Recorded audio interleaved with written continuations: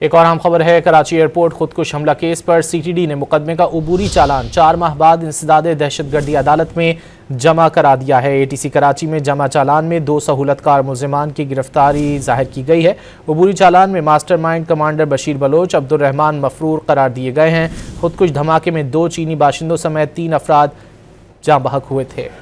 एक और अहम खबर है, कराची एयरपोर्ट खुदकुश हमला केस पर सीटीडी ने मुकदमे का उबूरी चालान 4 माह बाद इंसदादे दहशतगर्दी अदालत में जमा करा दिया है। एटीसी कराची में जमा चालान में 2 सहूलतकार मुल्जिमान की गिरफ्तारी जाहिर की गई है।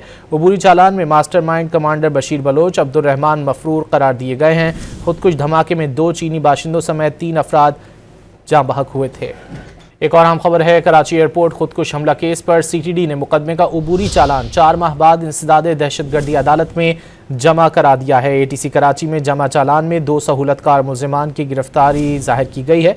उबूरी चालान में मास्टरमाइंड कमांडर बशीर बलोच, अब्दुर्रहमान मफरूर करार दिए गए हैं। खुदकुश धमाके में 2 चीनी बाशिंदों समेत 3 अफराद जाँ बहक हुए थे।